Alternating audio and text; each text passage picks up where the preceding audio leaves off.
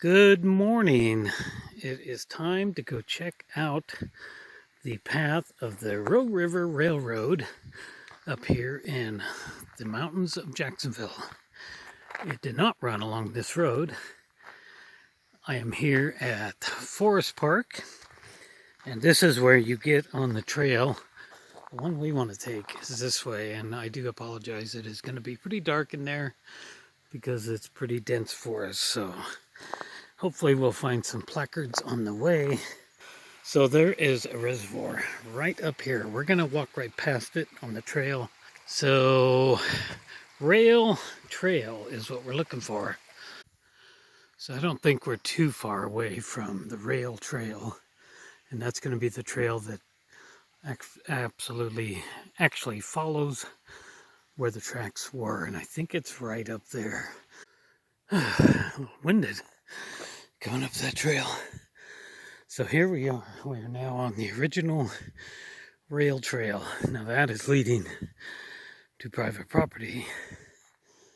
But this apparently is where the actual railroad ran right through this way.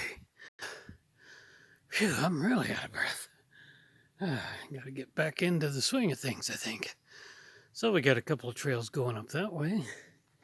But this is the main trail that we want to stick to. This will follow the railroad.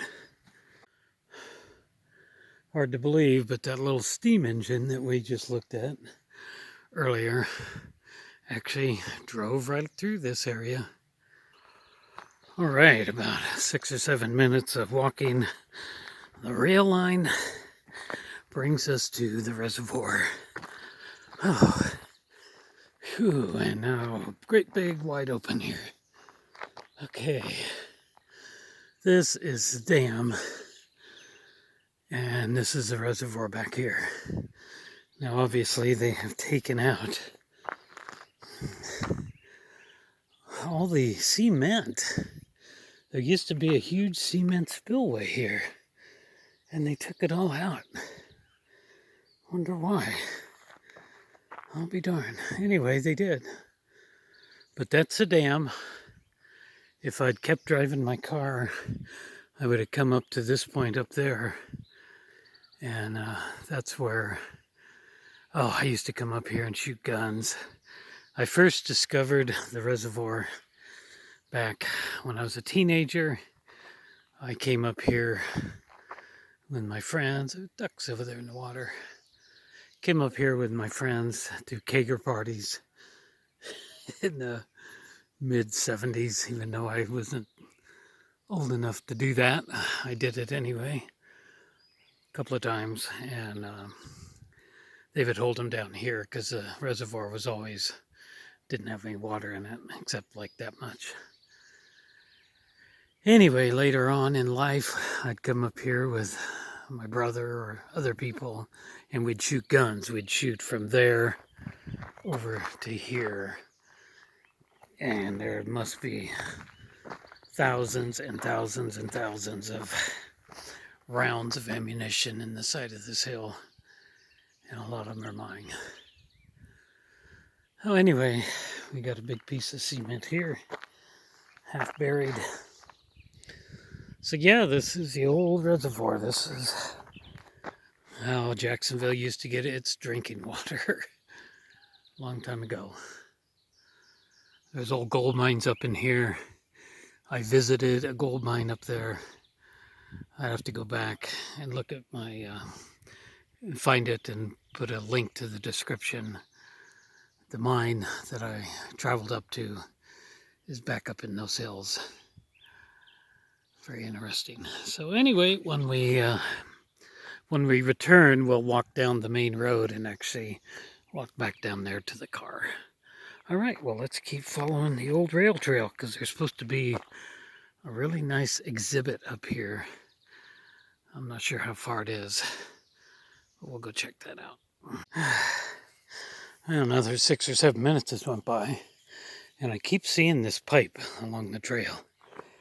And I wonder what that's all about.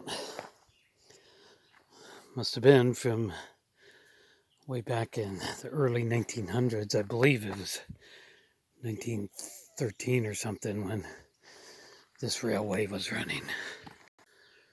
Well, I don't know how they managed to get the train through here, but they must have had a bridge.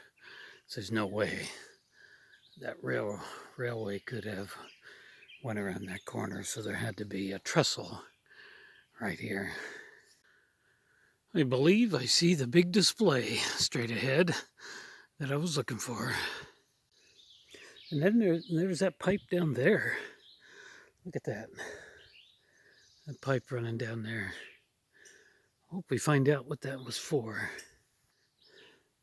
And there we are. That's what I was looking for. I had heard that they had recreated part of the trestle that went over this canyon, if you will. And there it is. So apparently that's just how the Rogue River Railroad ran. Rogue River Valley Railroad. And then we got this, and I've heard about this guy too. In memory of Denver Marsh, railroad engineer, mortally injured in train crash at this site in 1917. And I guess we're probably going to read about him on this placard. Well, I'm holding the camera up so high over this big placard that I can't really tell if it's all in the picture or not. So you can pause it here and read it. I apologize if I don't have all that in the picture. But it's got some interesting pictures for sure. Look at this. This is the actual train and the trestle that the accident happened at. And if you read all this, you'll find out about that right there. There, you can pause it there and read that lower part. Interesting, the actual photograph of this area right here. How interesting. But I sure feel sorry for him being steamed to death in the cab of this train. Could not have been a very pleasant thing. And apparently that is the engine he was driving, and that's different. That's a little different, I think, than what we looked at earlier. So maybe they had a different engine to run up here, and they didn't run that little engine. I am not sure. So anyway, we're not going to walk out there. We're going to take the trail.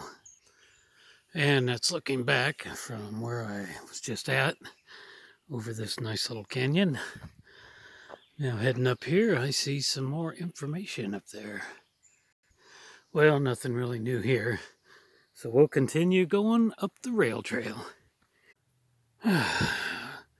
Continuing on, I'm actually pretty cold up here right now. It is not very warm. It feels like the temperature's dropping a little bit ahead of the storm.